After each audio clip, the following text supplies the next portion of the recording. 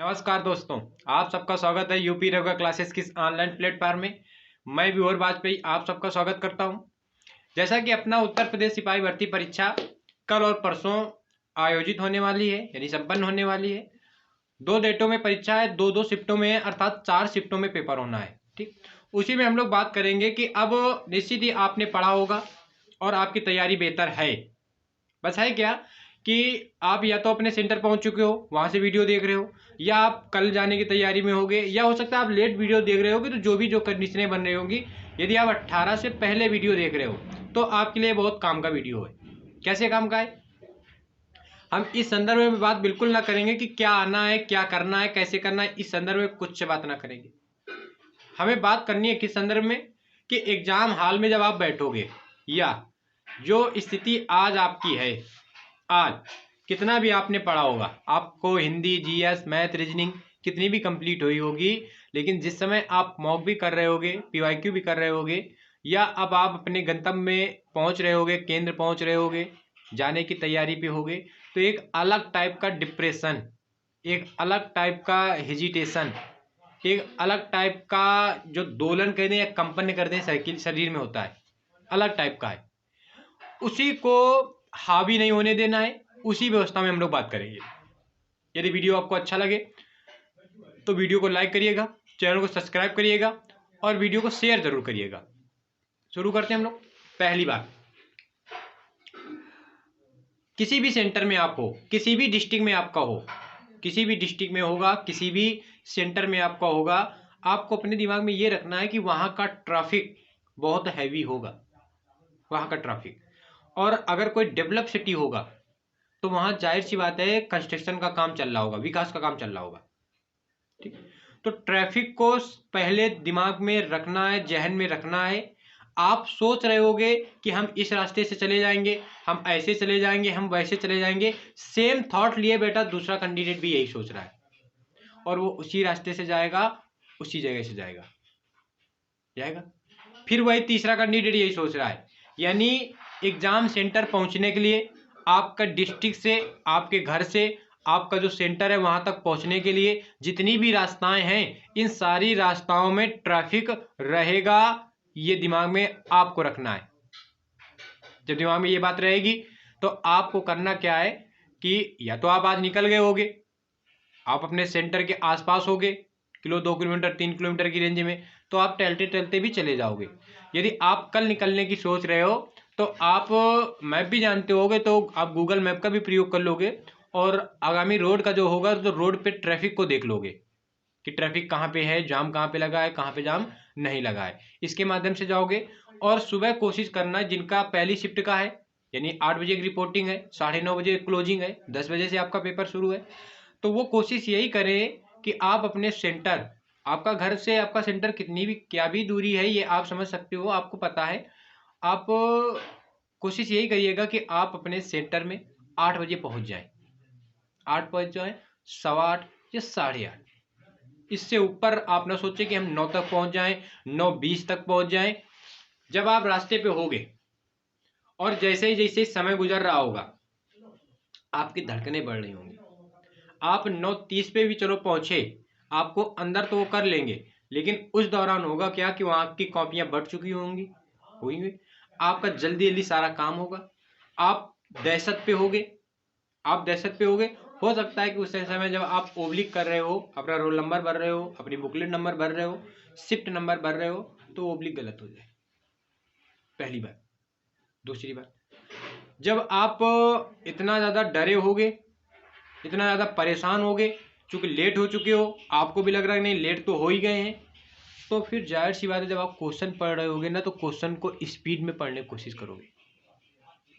और जैसे ही क्वेश्चन आप स्पीड में पढ़ने की कोशिश करोगे, तो दोस्त विश्वास मानना कि आप क्वेश्चन में लिखा होगा निम्न में से कौन नहीं है, स्पीड आपकी इतनी होगी कि आपको दिखेगा ना नहीं, आपको दिखेगा निम्न में कौन है, और पहले ऑप्शन देखोगे और आप अपने उम्मीदवार शीट पे ओब्लिक कर दोगे। और यदि आप दोबारा पेपर करोगे, तीसरी बार पेपर करने आओगे, क्योंकि एक बार में पूरा पेपर किया भी नहीं जाता है, वो भी पता है आपको, कोचिंग में बताया गया है, ऑनलाइन कोचिंग में बताया जाता है, ऑफलाइन कोचिंग में बताया जाता है। कि 2-3 बार में आपको पेपर करना है, तो आपका तो ओब्लिक गलत हो गया। फिर आपको लगा कि यार ये तो कह रहा था कि नहीं है, हमने कर दिया है पहली बार। तो पहला पॉइंट कि आपको अपने सेंटर आराम से पहुंचना है, आराम से, बड़े वाहन का प्रयोग नहीं करके कि नहीं हम बड़े वाहन में चले जाएंगे, वैन में चले जाएंगे, हम बोलेरो में चले जाएंगे, हम इससे चले जाएंगे, ये सब जाके ट्रैफिक में फंसेंगे। किसी भी डिस्ट्रिक्ट से हो, आपको कोशिश करना है कि बाइक का सहारा लेना है, छोटे वाहन का सहारा लेना है, पहली बात। दूसरी बात, आपने अभी तक कितना पढ़ा है, क्या पढ़ा है, कैसे पढ़ा है, कहां से पढ़ा है, सब मायने रखेगा, है क्या? आपके जहन में, आपके सबकॉन्शियस माइंड में, आपकी जब से याददाश्त शुरू हुई है तब से जाने कितनी चीजें आपने पढ़ी हैं, जाने कितनी चीजें आपको याद हैं। जैसे ही आप क्वेश्चन देखोगे, जैसे ही आपकी स्क्रीन पे क्वेश्चन दिखेगा, आपके पेपर पे क्वेश्चन आएगा, आप जैसे ही उसको देखोगे, पढ़ोगे, आपका सबकॉन्शियस माइंड खोदने लगेगा उस क्वेश्चन का आंसर, उस प्रश्न का आंसर उछलने लगेगा, और वो फिर आ जाएगी डिलेमा की स्थिति, दुविधा की स्थिति। यानी आपको लगेगा कि यार कौन सा सही है, दो ऑप्शन में आप खड़े हो जाओगे, दो ऑप्शन में, ये सही है कि ये सही है, क्योंकि दोनों आपने अभी तक, जब से आपने अपनी याददाश्त संभाली है तब से दोनों बातें आपने पढ़ी हैं, सुनी है। अब वहां काम क्या आएगा? वहां पे काम ये आएगा कि आपका सबकॉन्शियस माइंड कितनी जल्दी कॉन्शियस हो रहा है, इस बात का निर्धारण होगा कि आपको ऐसी स्थिति में उस प्रश्न को छोड़ के आगे बढ़ना है। जब आप मैथ कर रहे होगे, रीजनिंग, खासकर जब आप रीजनिंग कर रहे होगे, तो रीजनिंग के ऐसे क्वेश्चन आएंगे, हो सकता है डायरेक्शन का क्वेश्चन आ जाए, हो सकता है ब्लड रिलेशन का आ जाए, हो सकता है डेटा एफिशिएंसी का क्वेश्चन आ जाए, एफिशिएंसी का, डेटा का। वहां पे हो सकता है कि पहली बार पे आप अरेंज न कर पाओ, पहली बार में आप सेटिंग अरेंजमेंट की व्यवस्था न बना पाओ, हो सकता है डायरेक्शन का आप पहली बार में क्वेश्चन हल ना कर पाओ। ऐसी स्थिति में आपको वो क्वेश्चन स्किप करते हुए आगे की ओर बढ़ जाना है। पहली बार पेपर में जब आपको उन क्वेश्चनों को अटेम्प्ट करना होगा जिन क्वेश्चनों का आंसर आपको क्वेश्चन पढ़ते ही तुरंत आ रहा है, वो रीजनिंग का हो, मैथ का हो, जीएस का हो या हिंदी का हो। इतनी बात हो गई। दूसरी बात, 4 पोर्शन है, मैथ है, रीजनिंग है, हिंदी है, जीएस है। जैसा कि हमने बात की कि आपको पहले क्वेश्चन स्किप करने हैं, पहली बार में आपको कम से कम क्वेश्चन करने हैं। पहली बार में कम से कम करने का तात्पर्य है कि आपको पहली मर्तबा वो क्वेश्चन करने हैं जिनको आप आधा क्वेश्चन पढ़ रहे हो, आपको आंसर आ रहा है, उन क्वेश्चनों को करना है। पहली बात समझ में। दूसरी बात, अब आप आए दोबारा पेपर करने आए, आप चाहिएगा तो बीच में आप पानी वानी, अपना वॉशरूम भी जा सकते हो, ये सब चीज़ें फैक्टर काम करते हैं। क्योंकि आप यदि आपकी तेजी है, आप समझ गए, तो आप पैर पे पैर रखे हो, आप जा नहीं रहे, आप उलझन में हो, वो आपको जाना है, इतना दबाव में नहीं रहना है। दूसरा फैक्टर क्या काम करेगा एग्जाम में, आपने स्कोर के लिए अगर स्मार्ट तैयारी की होगी तो निश्चित ही आपने रीजनिंग और हिंदी में बेहतर कमांड की होगी, बेहतर कमांड।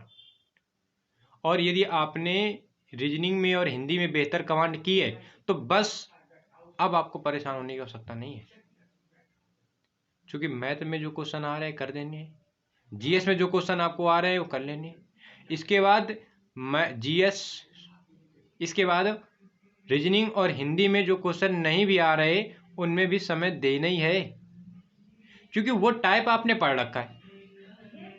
कोई सीरीज का क्वेश्चन आया, हो सकता है कि वो पहली मर्तबा सीरीज नहीं बन रही, दूसरी मर्तबा नहीं बन रही, तीसरी मर्तबा नहीं बन रही। कोई पासा का क्वेश्चन आया, कोई थिंकिंग बेस्ड क्वेश्चन आ गया, कथन निष्कर्ष का कोई क्वेश्चन आ गया, नहीं बन रहा है, लेकिन वो बनेगा, वो निश्चित ही बनेगा भाई, यदि आपने उस क्वेश्चन में समय दिया, उस प्रश्न में यदि आपने समय दिया, निश्चित बनेगा। अब आते हैं हिंदी की बात। 37-38 क्वेश्चनों का मामला है। अब वो तो पेपर आने के बाद भी पता चलेगा कि क्या लॉजिक है। PYQ प्रीवियस ईयर पेपर के हिसाब से हम लोग बात कर रहे हैं। अब वो तो एग्जाम पे जब पेपर आपको मिलेगा तो वो पेपर यदि आपका बैलेंसिंग पे है पेपर, तो फिर आप ये मानिए कि यदि आप सीनियर कैंडिडेट हैं, एक समय से तैयारी कर रहे हैं, एक समय से तैयारी करने का मतलब कि आपने 2 साल 3 साल 4 साल 5 साल से तैयारी कर रहे हैं, निश्चित ही आप कर रहे होंगे। क्योंकि अगर 50 लाख फॉर्म पड़ा है तो इसमें 1 साल 2 साल से तैयारी करने वाला तो है नहीं ना, कि 1 साल और 2 साल से जो तैयारी कर रहा है उसी ने केवल फॉर्म डाला। इसमें तो 5-5 7-7 साल से तैयारी करने वाले हैं। लड़ाई उन्हीं से है, क्योंकि वो हिंदी हो, GS हो, GS में UP की बात कर दे, रीजनिंग की बात कर दे, मैथ की बात कर दे, उन सारे टाइप के क्वेश्चनों को वो कर रखे हैं। किसी किसी कैंडिडेट की विशेषता होती है कि आप उससे डायरेक्ट क्वेश्चन पूछोगे आपको वो ना बता पाएगा, लेकिन यदि आप उसके पास क्वेश्चन आया तो वो किसी न किसी प्रकार से आंसर उन चारों में निकाल जरूर देगा। हो सकता है ये खूबी आप पे हो, ये खूबी हो सकता है आप पे हो, तो उस खूबी का प्रयोग करना है। वीर तुम बढ़े चढ़ो, धीर तुम बढ़े चलो, सामने पहाड़ है, सिंह की दहाड़ है, वीर तुम रुको नहीं, वीर तुम डरो नहीं। तो ना तो तुम्हें डरना है और ना ही तुम्हें रुकना है। तुम्हें जितना ज्यादा से ज्यादा है अपने सबकॉन्शियस माइंड को जितनी जल्दी से जल्दी जिंदा करना है। 5 साल से तैयारी कर रहे हो, शायद ही यार ऐसा कोई क्वेश्चन जाएगा जिसको आपने ना देखा होगा। करंट की छोड़ दो, दूसरी बात, अगर हम मैथ की बात करते हैं, इंजीनियरिंग की बात करते हैं, तो पूरे में पूरे किसको अटेम्प्ट करना है भाई? 300 में 300 नंबर, 150 में 150 क्वेश्चन किसको अटेम्प्ट करना है और किसको नंबर लाने हैं? किसी को नहीं लाने। आपका टारगेट क्या है कि आप हर सब्जेक्ट में एक बेहतर स्कोर करें, बेहतर। और बेहतर स्कोर का मतलब कि आपका जो स्कोर हो वो 70 से 75% के बीच में हो। 70 से 75% का मतलब क्या है कि प्रत्येक टॉपिक में आपको समथिंग 70-75% क्वेश्चन आ रहे हों। तो 100 300 का बात कर देंगे, तो अगर हम 70 की बात कर देंगे तो 210 नंबर 70% में, और अगर हम 75 की बात कर देंगे तो 225 नंबर। शायद ही किसी की कट ऑफ किसी भी एग्जाम की 70 से या 75 से ऊपर जाती हो। आपने एनालिसिस भी किया होगा, पिछली बार का भी कट ऑफ देखा होगा, और वो कट ऑफ अगर इससे ऊपर जाती भी है तो नॉर्मलाइजेशन बेस्ड कट ऑफ जाती है। तो नॉर्मलाइजेशन में हो सकता है आपको फायदा भी हो जाए और हो सकता है आपको नुकसान भी हो जाए, हो सकता है। बाकी फायदे की उम्मीद ज़्यादा होती है। पीटी पे तो नॉर्मलाइजेशन पे, पीटी का जो पेपर हुआ था उसमें नॉर्मलाइजेशन में कहीं ना कहीं नंबर कम होते हैं, 2-2 4-4 नंबर कम हो जाते हैं। लेकिन इस एग्जाम में शायद ही है कि किसी का नंबर कम हो, एक आध कम हो जाए तो हो जाए, अन्यथा आपको ज़्यादा ना मिलेगा तो ना मिलेगा, लेकिन आपका कम होने की उम्मीद कम ही रहती है, मिलने की उम्मीद ज़्यादा रहती है कि भले 1 नंबर मिल जाए, 2 नंबर मिल जाए, 5 नंबर मिल जाए। पिछली बार तो 10-10 12-12 नंबर मिले थे नॉर्मलाइजेशन में। और रेलवे का नॉर्मलाइजेशन तो आप जानते हो, SSC का नॉर्मलाइजेशन तो आप जानते हो, 20-25 नंबर का नॉर्मलाइजेशन होता है। बातें समझ में आ रही हैं आपको? निश्चित ही समझ में आ रही होंगी। तो जो दो बातें हमने बताई, पहली बात कि आपको एग्जाम हॉल अर्थात अपने सेंटर पे समय से पूर्व पहुंचना है। आप अपने आप पे इस कॉन्फिडेंस या ओवर कॉन्फिडेंस में दोस्त बिल्कुल ना रहिएगा कि मैं पहुंच जाऊंगा, मैं पहुंच जाऊंगा, मैं पहुंच जाऊंगा, कतई नहीं, तो आप पहुंच ना पाएंगे। ठीक। तीसरी बात, जब आप समय से पहले पहुंचेंगे, अपने सीट पे बैठे होंगे और अपने बुकलेट का इंतज़ार कर रहे होंगे, अपने उम्मीदवार का इंतज़ार कर रहे होंगे, पेपर का इंतज़ार कर रहे होंगे, तो आपके बगल में एक ज्ञानी पुरुष भी बैठा होगा जिसे ये पता होगा कि पेपर में क्या क्या आना है और पेपर कैसे करना है, ये सब उसको पता होगा। ऐसे ज्ञानी पुरुषों से आपको बचना है, क्योंकि ज्ञान फैलाएंगे। उनका काम क्या है? ज्ञान बांटना है। आपका काम क्या है? एग्जाम देना है। आपका काम है एग्जाम देना है, उनका काम है ज्ञान बांटना है। तो आप कोशिश करिएगा कि ऐसे किसी भी वार्ता से आप वंचित रहें एग्जाम हॉल में। एग्जाम हॉल में आप ऐसी वार्ताओं से दूरी रहें। आप कतई इस चक्कर में न पड़िएगा कि नहीं हमें ये वार्ताएं करनी है। आपके बगल में हो सकता है कि अपोजिट जेंडर भी बैठा हो, तो हो सकता है आप वहीं पे आप अल्लू अर्जुन बनने की कोशिश करोगे। हो सकता है आप वहाँ 3 इडियट के आमिर खान बनने की कोशिश करोगे।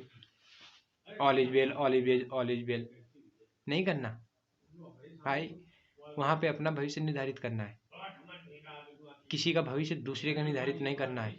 वो क्या कर रहा है, कैसे कर रहा है, गलत कर रहा है, सही कर रहा है, वो जो निरीक्षक है ना, कक्ष निरीक्षक, उसकी जिम्मेदारी है।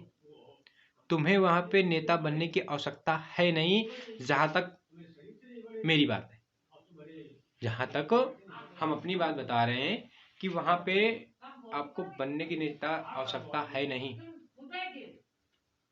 आपको बात समझ में आ रही होगी, क्योंकि उस 2 घंटे में आप अपना भविष्य निर्धारित करिएगा, किसी और का नहीं। एक लंबी दौड़ से आप बाहर आ रहे हैं, एक लंबा संघर्ष आप कर चुके अपने जीवन में। आपको नौकरी की सख्त जरूरत है, हमें नौकरी की सख्त जरूरत है। तो हमारा पहला प्रेफरेंस, पहली प्रायोरिटी एग्जाम है, ज्ञान नहीं है, ज्ञान नहीं है। आई होप आपको ये सब बातें समझ में आ रही होंगी। और निश्चित ही यदि आपने जो हमने 2 बातें पहले प्रमुखता पे बताई कि आप एग्जाम हॉल पे समय से पूर्व पहुंचिएगा, और जो सेकंड बात हमने बताई कि आपको एग्जाम में जो पेपर का प्रारूप है वो किससे कैसे निर्धारित करना है। आपने अपना एडमिट कार्ड, आपने अपनी फोटो, आपने अपना बॉल पॉइंट पेन और आधार कार्ड या आधार कार्ड जैसा कुछ पहचान पत्र, जिसमें आपकी डेट ऑफ बर्थ, नाम, पिताजी का नाम सही है, वही सही है जो आपने अप्लाई कर रखा है अपने यूपीपीआरबी की साइट पे। इतना करना है।